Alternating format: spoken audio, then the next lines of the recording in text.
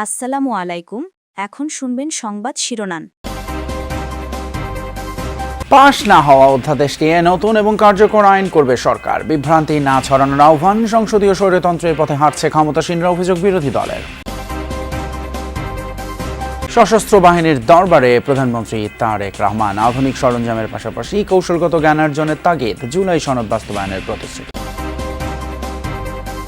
দ্বিতীয় ধাপে ঢাকা সহ 3টি সিটিতে হামের টিকা দেয়া শুরু। প্রাদুর্ভাব কমাতে 95% শিশুকে ভ্যাকসিন দেওয়ার লক্ষ্য। উপসর্গ নিয়ে আরও 10 মৃত্যুর খবর দিল অধিদপ্তর।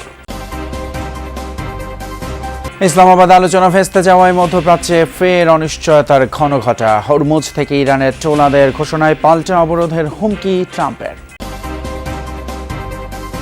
আসসালামু আলাইকুম। এতক্ষণ দেখছিলেন সংবাদ শিরোনাম, এখন দেখবেন বিস্তারিত। বিচার বিভাগের স্বাধীনতা, মানবাধিকার এবং গুম কমিশন সংক্রান্ত নতুন ও কার্যকর আইন করবে সরকার। এই ধরনের 7টি অধ্যাদেশের বিল পাশ না হলেও তা বাতিল হয়নি বলে জানিয়েছেন আইন এবং স্বরাষ্ট্রমন্ত্রী। বলেছেন, এসব অধ্যাদেশের ত্রুটি, সাংঘর্ষিক ধারা আলোচনার মাধ্যমে সংশোধন করে নতুন আইন করা হবে। আর এ নিয়ে না বুঝেই বিরোধী দল রাজনীতি করছে বলে অভিযোগ সরকারের দুই মন্ত্রীর। এ সময় অপ্রাসঙ্গিক নানা ইস্যুতে সংসদ থেকে বিরোধী দলের ওয়াকআউটেরও সমালোচনা করেন তারা। ত্রয়োদশ সংসদের প্রথম অধিবেশনে অন্তর্বর্তী সরকারের জারি করা 133টি অধ্যাদেশ উত্থাপিত হয়। যে রিপোর্টটা এই সংসদ গ্রহণ করেছে, সেই রিপোর্টের বেসিসেই আমরা এগিয়ে যাচ্ছি মাননীয় স্পিকার। এর মধ্যে 97টি কোনো কাটছাট না করে বিল আকারে আইনে রূপান্তর করা হয়েছে, আর 13টি সংশোধনী আকারে আইনে রূপ দেওয়া হয়েছে। রহিতকরণ ও হেফাজত করা হয়েছে 7টি অধ্যাদেশ। এর মধ্যে জাতীয় মানবাধিকার কমিশন, গুম কমিশন, সুপ্রিম কোর্টের বিচারক নিয়োগ ও আলাদা সচিবালয় অধ্যাদেশ রয়েছে। এসব অধ্যাদেশ সাংবিধানিক বাধ্যবাধকতা অনুযায়ী নির্ধারিত 1 মাসের মধ্যে পাশ হয়নি। এ নিয়ে বিরোধী দল সংসদ থেকে ওয়াকআউট করেছে। চলছে সরকারের সমালোচনা। আলোচনাই হবে না, এখন তো এটাকে অলরেডি এজেন্ডা আউট করে দেওয়া হয়েছে। তবে সরকার বলছে, তড়িঘড়ি করে অন্তর্বর্তী সরকার অনেক অধ্যাদেশ করেছে। এগুলোর কিছু ধারা ত্রুটিপূর্ণ ও সাংঘর্ষিক। সরকার অংশীজনের সাথে আলোচনা করে এক্ষেত্রে নতুন ও কার্যকর আইন করতে চায়। ইন্টারিম গভর্নমেন্টের সময় কেউ নিজেদের প্রোভাইড করার জন্য তাড়াহুড়ো করে এই মানবাধিকার কমিশন এবং গুম অধ্যাদেশ এগুলো করে ফেলেছে। তা আমরা বলেছি, এগুলো আমরা যাচাই বাছাই করে স্টেক হোল্ডারদের সাথে আমরা ব্যাপক আলাপ আলোচনা করে এটাকে আরও এনরিচ করে আমরা পরবর্তী সেশনে নিয়ে আসতে চাই। যারা বলছেন আমরা এটা করি না, এটা বাদ দিয়েছি, এটা তারা বিভ্রান্তি ছড়াচ্ছেন। রহিতকরণ বিল হলো, এটা কিন্তু আইনে পরিণত হয়ে যাচ্ছে। ওই আইনের অংশই হলো যেটা অধিকতর যাচাই বাছাই করার জন্য আমরা কমিটমেন্ট দিয়েছি পার্লামেন্টের মাধ্যমে গোটা জাতিকে। কয়েকটি অধ্যাদেশের ত্রুটিও ধরিয়ে দেন দুই মন্ত্রী। একজন গুমের শিকার হলো, তার পরিবার গেলেন আইসিটি বলল যে আমি এটা নিতে পারবো। আসামি পক্ষ যে বললো যে আমার তো প্রোটেকশন দেওয়া আছে অন্য আইনে, গুম কমিশন আইনে, আমি আইসিটিতে আসবো না, আমাকে অন্য আইনে নেন। এইটা নিয়ে হাইকোর্টে বিচার বিশ্লেষণ করতে যে কয় বছর যাবে, সেই কয় বছরে গুমের পরিবার আরও হয়রানির শিকার হবেন। স্মার্ট প্রযুক্তি নির্ভর দ্রুত প্রতিক্রিয়াশীল সশস্ত্র বাহিনী গড়ে তুলতে চায় বর্তমান সরকার। রাষ্ট্রীয় সংবিধানের প্রতি দায়বদ্ধতা এবং জনগণের প্রতি অবিচল আস্থাই হবে এই বাহিনীর ভিত্তি। সশস্ত্র বাহিনীর দরবারে অংশ নিয়ে এসব কথা বলেছেন প্রধানমন্ত্রী তারেক রহমান। জানান, নিজস্ব প্রযুক্তিতে সামরিক সরঞ্জাম এবং গোলাবারুদ তৈরির পরিকল্পনা আছে সরকারের।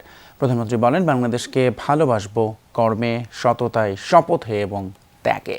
জানান, স্বাক্ষরিত জুলাই সনদ যথাযথভাবে বাস্তবায়নে বর্তমান সরকার বদ্ধপরিকর। পিতা সাবেক সেনাপ্রধান জিয়াউর রহমান, সেই সূত্রে সেনা পরিবারেরই সন্তান তিনি। সুশৃঙ্খল পরিবেশেই কাটিয়েছেন শৈশব, কৈশোর। তবে এবার সম্পূর্ণ ভিন্ন আবহ। প্রথমবারের মতো প্রধানমন্ত্রী হয়ে সশস্ত্র বাহিনীর দরবারে তারেক রহমান।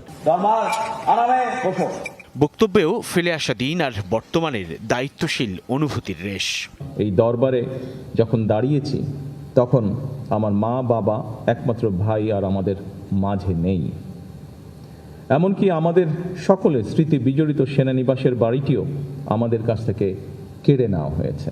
প্রধানমন্ত্রী বলেন, জুলাই গণঅভ্যুত্থানে সশস্ত্র বাহিনীর ভূমিকা জনগণকে আশান্বিত করেছে। ফোর্সেস গোলের প্রাথমিক ধারণা বাস্তবায়ন সহ সেনা, নৌ ও বিমান বাহিনীর উন্নয়ন অগ্রগতিতে প্রয়াত রাষ্ট্রপতি জিয়াউর রহমান ও সাবেক প্রধানমন্ত্রী বেগম খালেদা জিয়া গৃহীত নানান কর্মকাণ্ড আর উদ্যোগও তুলে ধরেন প্রধানমন্ত্রী। 2025 সালের 21শে নভেম্বর প্রচণ্ড অসুস্থতা সত্ত্বেও জীবনের ঝুঁকি নিয়ে হুইল চেয়ারে করে তিনি সেনানিবাসে উপস্থিত হয়েছিলেন। একদিন পরেই তিনি হসপিটালে অ্যাডমিট হয়েছিলেন এবং সেখান থেকে তিনি আর ফিরে আসেননি। এটিই ছিল তার জীবনের সর্বশেষ অনুষ্ঠান। দেশে হাম ও উপসর্গ নিয়ে আরও 10 শিশুর মৃত্যুর খবর দিয়েছে স্বাস্থ্য অধিদপ্তর এবং এ নিয়ে 15 মার্চ থেকে রোববার সকাল 8টা পর্যন্ত 179 জনের প্রাণ গেল। ময়মনসিংহ মেডিকেলে 24 ঘন্টায় হামের উপসর্গ নিয়ে ভর্তি হয়েছে আরও 26 জন, সুস্থ হয়ে বাড়ি ফিরেছে 28 জন।